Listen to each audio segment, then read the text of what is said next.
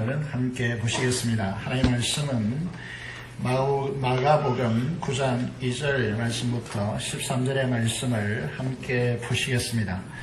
신약성경 68페이지에 있습니다. 마가복음 9장 2절에서 13절의 말씀을 봉독하겠습니다.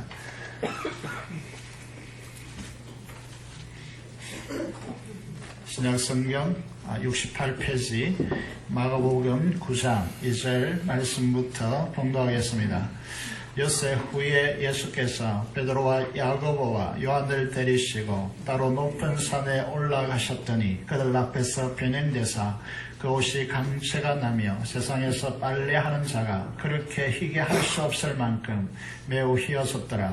이에 엘리야가 모세와 함께 그들에게 나타나 예수와 더불어 말하거늘 베드로가 예수께 고하되 랍비여 우리가 여기 있는 것이 좋사오니 우리가 초막 셋을 짓되 하나는 주를 위하여 하나는 모세를 위하여 하나는 엘리야를 위하여 하사이다 하니 이는 그들이 몹시 무서워하므로 그가 무슨 말을 할지 알지 못함이더라.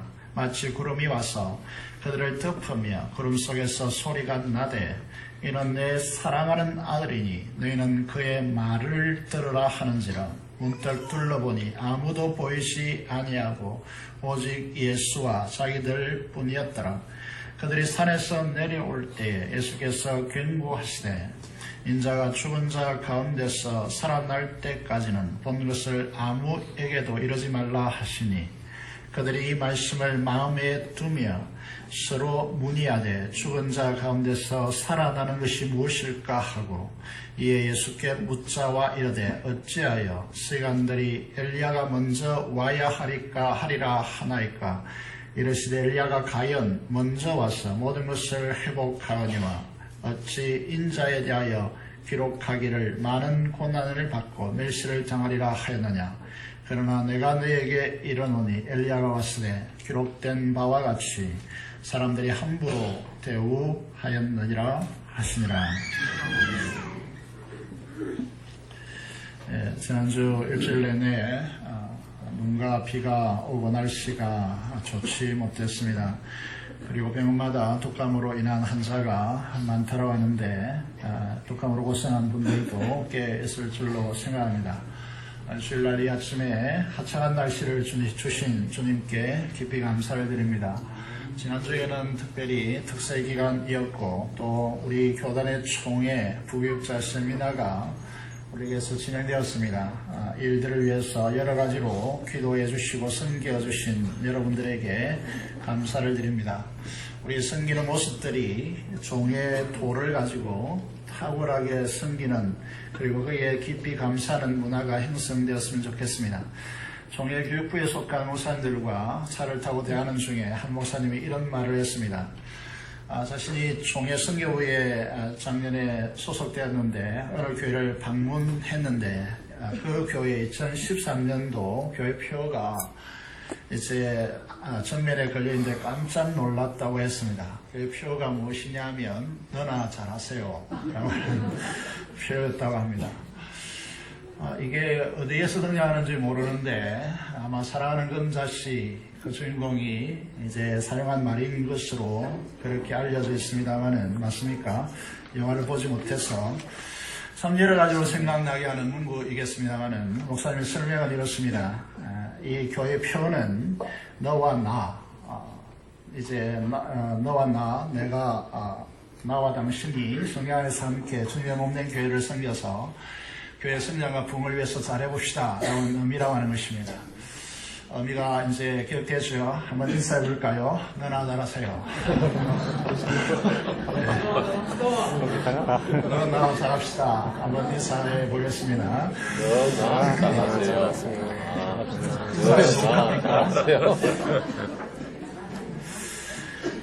이 시간 여러분들을 이 시간도 말씀의 세계로 초대하고 싶습니다. 베드로가 주는 그리스도이십니다 라고 하는 고백 후에 예수님께서 제자들에게 처음으로 자신이 고난을 받고 죽임당하고 3일 만에 다시 살아날 것으로 그것을 처음으로 말씀하십니다. 그러나 저들의 마음에 이 말씀이 전혀 이해되지도 않았고 들렸지도 않았습니다. 도대체 이 말씀을 예수님께서 처음으로 하셨기 때문에 무슨 말을 해야 하나 또다시 질문을 하기도 쉽지 않았습니다. 그래서 저희들이 이제 이 가이사라 빌립보 지역에서 주는 그리스도이십니다 라고 하는 이 고백 이후에 예루살렘으로 가는 길을 저희들과 함께 걸으면서 저희들과 많은 시간을 함께 가지고 있습니다. 마가복음 8장 33절에서 주님께서 저희들에게 묻습니다. 길에서 서로 토론한 것이 무엇이냐 라고 그렇게 묻습니다. 저희들은 십자가 죽음의 길을 걷기 위해서 예루살렘으로 주님은 가고 있는데 저희들의 생각은 어떤 것이냐면 인자 대신 주님께서 이제 예루살렘으로 가서 예루살렘으로 들어가면 이스라엘이 그렇게 기대하는 다윗 왕국의 영광을 회복하고 열왕을 통치하고 많은 나라에서 조공을 받는 그래서 열왕들로부터 경배를 받는 메시아로 등극하고 선포하리라 라고 하는 기대를 가지고 저들은 주님을 따르고 있습니다. 그래서 길 위에서 왜 다투느냐 하면 그러면 예수님께서 이제 왕이 되신다면 예루살렘에 들어가서 이스라엘 왕이 되시고 주변 국가를 다 정복하여서 속국으로 만들고 다윗 시대보다 훨씬 더 찬란한 솔로몬과 다윗 시대보다 훨씬 더 찬란한 그런 나라를 이루면 그러면 예수님 좌우에 누가 앉을 것인가 이게 초미에 그들의 관심이었고 그래서 서로 경쟁하고 질투하고 다투고 있는 것입니다. 심지어 이제 이 마리아 예수님을 낳은 이제 육신의 어머니라고 할 수 있죠. 마리아와 그리고 그 친척 관계에 있다라고 그렇게 알려져 있는 요한과 야고보는 어머니를 동원해서 이 자리 좌우에 앉게 해달라고 그렇게 요청까지 하고 있음을 이제 성경은 우리에게 말하고 있습니다. 여러분 오늘 이제 십자가 고난과 죽음 없는 영광을 추구하는 신앙 이것은 반드시 그 결과가 망합니다. 엄청난 자신이 폐해를 입을 뿐만 아니라 교회와 후손들에게 좋지 않는 영향을 가져오게 되었습니다. 베드로는 예수님의 고난과 죽으심을 듣고 난 뒤에 예수님을 붙들고 항변합니다. 예수님께서 자신이 예루살렘에 올라가서 많은 고난을 받고 바리새인과 서기관들과 제사장들에게 죽임을 당할 것이다 라고 하는 이 말씀에 대하여서 베드로는 이해하지도 못하고 이 일은 일어날 수도 없다 라고 그렇게 항변합니다. 주여 그리 마옵소서 이 일이 결코 죽게 미치지 아니하리다 라고 그렇게 주님께서 나서서 이야기하고 있습니다. 마가복음 8장 33절의 말씀을 보면 예수님께서 돌이키십니다. 제자들을 보시고 제자들을 둘러보시고 베드로를 꾸짖으십니다. 꾸짖으시는 내용이 정말 받아들이기 힘든 말씀으로 꾸짖으십니다. 뭐라고 말씀하십니까? 사탄아 내 뒤로 물러가라 라고 그렇게 책망합니다. 사탄이라고 그렇게 말하면서 베드로를 책망하고 너는 나를 넘어지게 하는 자로다. 네가 하나님의 일을 생각하지 아니하고 사람의 일을 생각하는도다 라고 그렇게 말하고 있습니다. 여러분 십자가의 길을 만류하고 있는 오늘 많은 성도들이 십자가의 길을 걸어가는 것을 선택하는 것이 아니라 이제 영광의 길을 성공의 길을 선택하려고 합니다. 그런 이제 이 상황을 우리가 생각해 보면서 예수님께서 십자가의 죽음의 길을 걷기 위해서 예루살렘으로 간다라고 하는 이 말씀을 만류하면서 그렇게 할 수 없다라고 그렇게 베드로가 이제 이야기하니까 사탄이라고 그렇게 꾸짖고 있습니다. 왜 이것이 사탄 짓인가? 사랑하는 성도 여러분, 우리가 지금 이 세상에 살면서 우리는 하나님만 위해서 산다라고 그렇게 착각하지 않기를 바랍니다. 우리도 얼마든지 사탄 짓을 할 수 있습니다. 왜 이 베드로의 이 만류가 사탄 짓이냐? 마태복음 4장 8절의 말씀을 보면 마귀가 예수님을 지극히 높은 산으로 데리고 가서 천하 만국과 그 영광을 보여주며 말하기를 만일 내게 엎드려 경배하면 이 모든 것을 내게 주리라고 마귀가 그렇게 예수님을 시험했습니다. 다시 말하면 십자가 죽음 없는 십자가의 고난 없는 십자가에서 하나님께 버림받아 비참하게 지옥의 형벌을 받는 이 길을 걷지 말라는 것입니다. 한 번만 내게 절하면 이 취할 수 있는 이 천한 한국과 그 영광이 내게 너의 것이 된다라고 그렇게 예수님을 유혹하는 것입니다. 오늘 그리스도인들에게도 마찬가지입니다. 이 한국 사회에서도 동일한 유혹을 우리에게 하는 것이죠. 십자가 없는 영광, 고난 없는 기복신앙, 이기적인 성공주의 이런 것들을 오늘 그리스도인들에게 세상은 요구하고 시험하고 있습니다. 여러분, 이것은 우리의 미래를 상실케 만드는 것입니다. 교회가 침몰하게 만드는 것이고 여러분의 삶을 심각한 삶으로 여러분 실패로 몰아넣게 될 것입니다.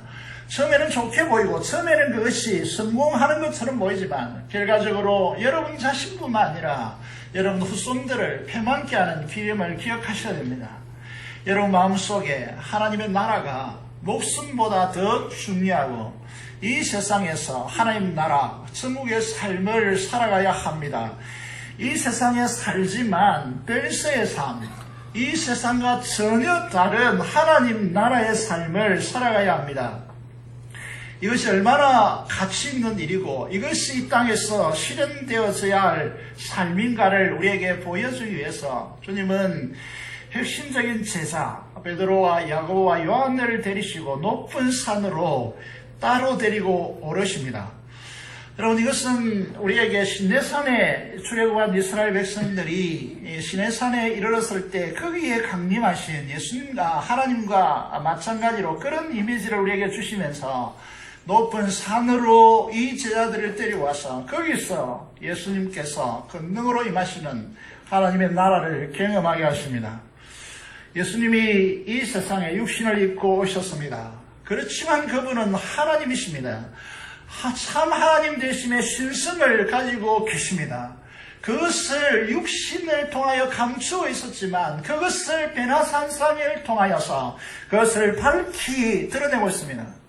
누가복음 9장 29절의 말씀을 보면 기도하실 때에 용모가 변했다. 얼굴의 모습이 변형되셨다. 그리고 그 옷이 강치어져 강체가 났다. 오늘 본문에 보시면 이제 그 세상의 어떤 빨래로도 희게 할 수 없을 정도로 그렇게 주님의 옷이 흰빛으로 강체가 났다라고 그렇게 말하고 있습니다.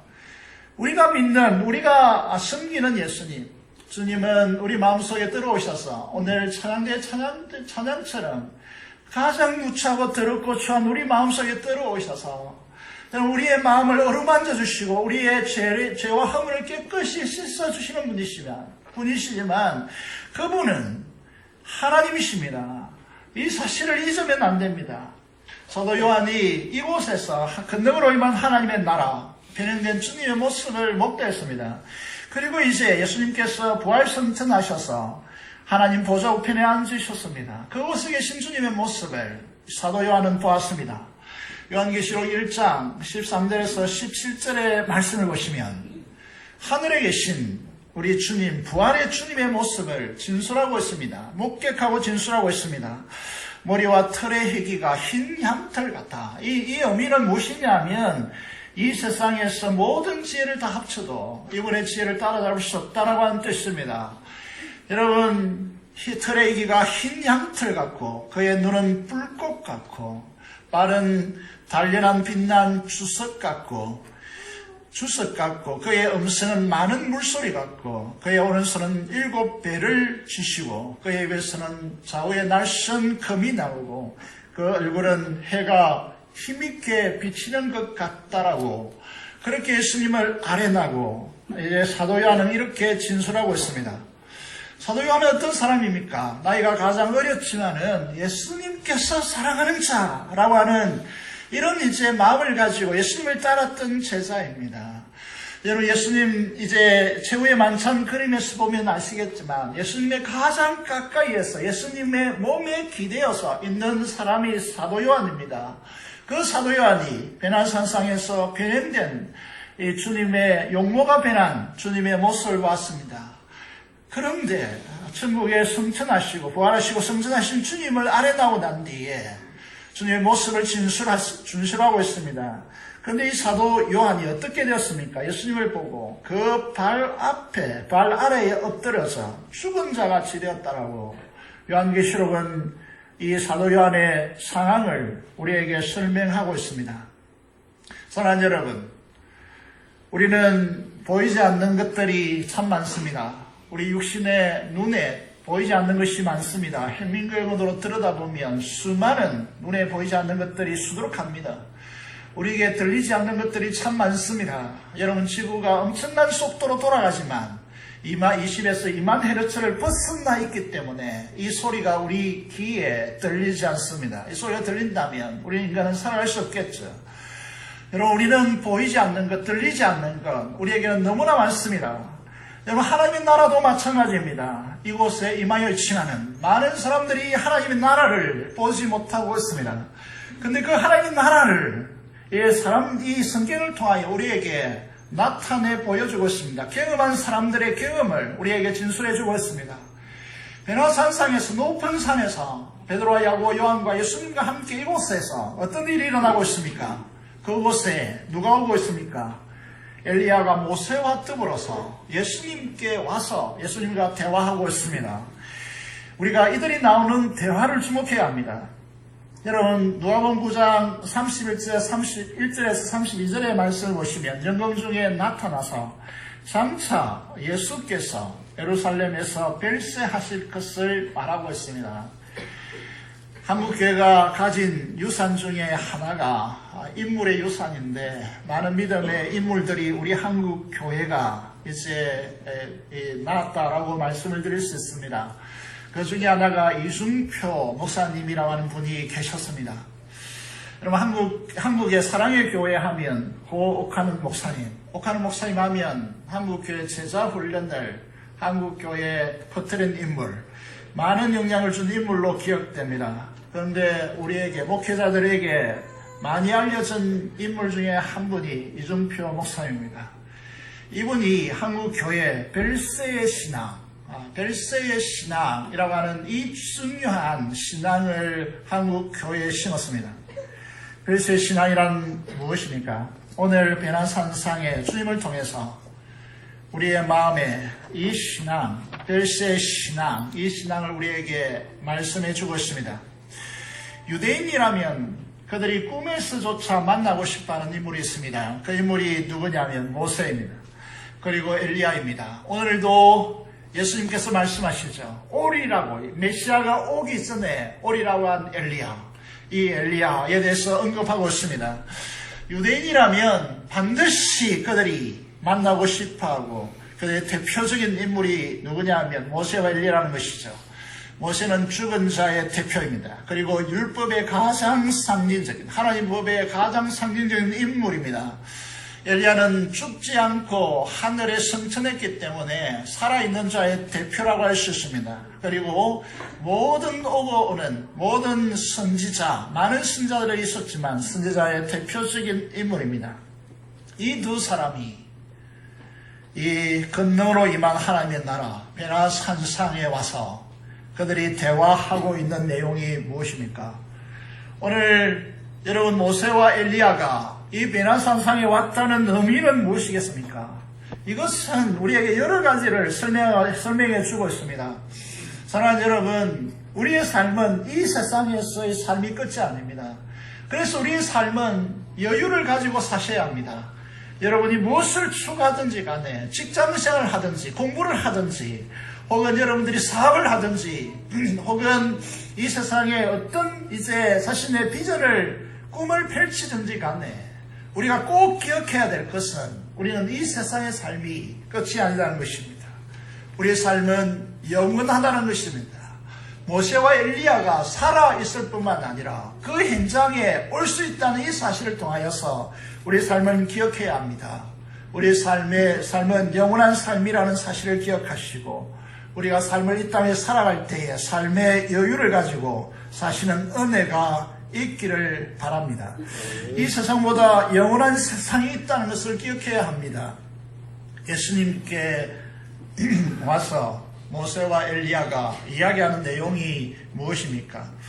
가장 중요한 것이 무엇입니까? 누가복음 9장 31절에 영광 중에 나타나서 장차 예수께서 예루살렘에서 별세하실 것을 말씀하세 라고 그렇게 번역하고 있습니다. 이 벨세라고 하는 단어, 우리가 이제 이 정말 우리의 단어를 멋지게 번역했습니다. 이 헬라어를 벨세라고 하는 단어로 번역해냈습니다. 사람이 죽을 때에 그 사람에 대하여서 여러 가지 단어를 사용할 수 있습니다. 임종하셨습니다. 혹은 천국으로 가셨습니다. 그 중에 또 하나의 중요한 단어가 있다면 그는 벨세하셨다. 이 세상과 이별하셨다 라고 하는 뜻이 하나 있고, 또 벨세상으로 가셨습니다. 우리가 이 세상과 전혀 다른 세상으로 가셨습니다 라고 하는 이 단어입니다. 저는 여러분, 주님께서 이 세상에서 이 구약의 율법도 선지자도, 다시 말해서 구약의 모든 역사도 어디에 초점을 맞추고 있느냐 하면 예수님께서 예루살렘에서 죽으실 것, 벨시하실 것에 초점을 맞추고 있습니다. 모세가 하고 싶은 이야기도, 이 엘리야가 하고 싶은 이야기도, 다시 말해서 율법과 모든 선지서들이 하고 싶은 이야기도 주님의 이 예루살렘에서의 벨세, 이 사건을 말하고 싶은 것입니다. 그런 의미에서 우리 인생에 가장 중요한 사건이 있다면 예수 그리스도의 십자가의 죽음, 예수 그리스도의 예루살렘에서의 벨세의 사건임을 기억해야 합니다. 그런 의미에서 저와 여러분들이 하나님을 믿는다면 십자가에 직면하셔야 합니다. 주님의 십자가의 능력이 여러분의 생애를 사로잡아야 합니다. 지금까지 많은 그리스도인들이 나름대로의 신앙을 살아갑니다. 마치 기독교도 하나의 종교라고 그렇게 생각하면서 하나님을 믿음으로 마음의 평안을 누리고, 내가 그래도 종교라는 것을 붙들고 있어야 내 삶이 평안하지 않겠는가라고 하는 방식을 많은 사람들이 가지고 있습니다. 이제 우리 삶이 달라져야 합니다. 사랑하는 여러분, 최근 부산교회에 속하여 있다라면 주님의 십자가에 전통해야 합니다. 십자가를 대면해야 합니다. 십자가는 역사적으로 2000년 전에 일어난 사건이지만 우리가 하나님 앞에 소망하고 기도한다면 오늘의 나의 삶의 현장의 사건으로 우리에게 다가오게 됐습니다. 십자가를 통과해야만 벨세가 펼쳐집니다. 여러분, 벨세상이 펼쳐진다는 거죠. 그 벨세상이 무엇이냐 하면 하나님의 나라입니다. 현재대로 임한 하나님의 나라입니다. 여러분, 이 세상에서 그저 그렇게 잘 먹고 잘 사는 문제로 이 세상에 자녀 낳고 성공하고 그럴싸한 집을 가지고 살아가는 이 삶에서, 소시민적인 이 삶에서 전혀 다른 세상이 십자가를 통과하면 펼쳐지고 여러분 눈앞에 나타나고 여러분 그 나라가 경험되어지는 역사가 일어납니다. 그래서 이것을 십자가 그렇게 하는 거예요. 십자가 왜 예수님께서 굳이 이 땅에 오셔서 죽을 필요가 있었습니까? 말씀 한마디로 이 우주를 창조하신 분이신데, 그런데 그 주님께서 이 땅에 오셔서 십자가에 죽으셨습니다. 왜 그렇습니까? 그것은 우리 모든 인류로 하여금 하나님의 나라, 벨세상을 우리에게 펼쳐놓기 위해서, 우리를 경험하기 위해서, 그 나라의 백성으로 그 하나님 나라를 경험하며 살게 하기 위해서 주님께서 이 세상에 십자가로 죽으신 것입니다. 이 사실을 아셔야 합니다. 십자가 없는 그리스도인들 정말 비참합니다. 여러분, 이 세상에서 십자가를 경험하지 않고 십자가 중심성을 확보하지 않으면 하나님의 권능으로 임하시는 하나님의 나라를 경험할 수 없기 때문에 정말 죄송한 표현입니다만은 이 자리에 많은 분들이 앉아있지만 여러분, 그 사람들은 참된 예배자가 될 수 없습니다. 하나님의 임재를 경험할 수 없습니다. 하나님의 임재의 나라가 열리지 않습니다. 이 사실을 하셔야 돼요. 그래서 우리는 그 십자가를 붙드는 것입니다. 하나님 영광의 주님께서 우리 심령에 임재하셔서 깊이 만나주시는 참된 예배를 경험할 수 없습니다. 교회 이 땅만, 마당만 밟을 뿐이라는 것이죠. 저는 십자가 모르는 사람들이, 십자가를 경험하지 못하고 십자가를 통과하지 못하는 사람들이 세상적 방식, 또 세상의 학문을 가지고, 세상의 경험을 가지고 교회에서 큰소리 치는 사람들은 이제 이 속된 표현일 수 있겠습니다만 그 사람들을 바라보면 구역질 납니다. 저는 이런 사람들을 가장 싫어합니다. 그가 아무리 교회에서 큰 역할을 교회에 할 수 있다 하더라도 그는 자신을 위한 길이지 교회를 위한 길이 아닙니다. 착각하면 안 됩니다. 교회는 세상과 전혀 다른 곳입니다. 이 사실을 알아야 돼요. 세상의 원리를 통하여 해낼 수 있는 곳이 아닙니다. 착각하지 마시기 바랍니다. 십자가를 통해서 벨세의 사람들이 되시기 바랍니다. 제 아들이 생각하는 것이 무엇입니까? 가나안 목수의 아들로 태어나서 율법에 대해서 이상하리 마치 탁월하다. 배운 것이 없는데 탁월하다. 능력을 행하신다. 메시아 왕국을 건설할 다윗의 자손으로까지 생각했습니다. 여기까지입니다. 정말 예수 그리스도가 하나님 나라의 영원한 왕이시고 참된 이 창조주가 되시고 그리고 우리에게 이 하나님 나라를 펼쳐줄 수 있는 그런 분이심으로 바라보지 못합니다. 십자가 부활을 통하여만 이 하나님의 나라가 현재적으로 여기에서 경험되기 때문에 주님은 우리에게 이렇게 오신 것입니다. 여러분, 썩어질 이 세상으로 끝나는 삶을 살고 싶은 분은 아무도 없을 것입니다. 하나님의 영원한 나라를 경험하고 죄와 사망의 근세를 넘어서 있고 시공간을 초월한 영원한 하나님의 나라를 소유하고 그 하나님의 나라의 영원한 기쁨과 생명과 감격 속에 살고 싶지 않습니까? 우리에게 주님의 십자가 부활의 복음이 너무나 작은 겨자씨로 보입니다. 그래서 유대인들은 십자가를 멸시했습니다. 헬라인들은 지식인이라고 그렇게 일컬어진 이 헬라인들은 십자가에 무기력하게 죽은 예수 그리스도를 믿는 그리스도인들이 정말 어리석게 보였습니다. 고린도전서 1장 23절의 말씀에 우리는 십자가에 못 박힌 그리스도를 전하니 유대인들에게는 거리끼는 것이요 이방인에게는 미련한 것이로되 24절에 오직 부르심을 받은 자들에게는 유대인이나 헬라인이나 그리스도는 하나님의 능력이요 하나님의 시행이라 라고 그렇게 말씀하고 있습니다. 세상을 보시면 사랑과 공의가 공존하기 힘듭니다. 은혜와 정의가 공존할 수 없습니다. 죄악과 거룩이 동시에 한 공간에서 처리될 수 없습니다. 여러분, 이 허물된 육신과 오염되지 않는 거룩한 영이 공존하는 것이 이 세상에는 불가능합니다. 그런데 왜 십자가 하나님의 지혜이고 하나님의 능력이냐? 이것이 공존하게 만드는 공간이 십자가이기 때문에 그렇습니다. 주님의 십자가를 믿는 그리스도인들은 여러분 우리가 가장 이해하지 못하는 것이 무엇이냐? 계속해서 말씀드리지만 우리가 용서하지 못하는 이유가 무엇이냐 하면 사람들에게 왜 분노하고 용서하지 못하느냐? 그것은 십자가의 은혜, 다른 말로 말하면 파격적인 계산법을 모르기 때문에 그렇습니다. 여러분, 예수 그리스도는 우리 안에 계신 그리스도는 하나님께로부터 나와서 우리에게 지혜와 의로움과 거룩함과 구원함이 되셨습니다. 다른 말로 말하면 우리의 전부라고 말합니다. 신앙에 있어서 필요한 것 네 가지를 설명할 수 있습니다. 첫 번째 지혜입니다. 하늘의 지혜, 의로움입니다. 거룩함입니다. 구원함입니다. 이것이 예수 그리스도, 그분이 우리 안에 계시기 때문에 우리에게 그분이 지혜와 의로움과 거룩함과 구원함이 되셨다라고 하는 것이죠.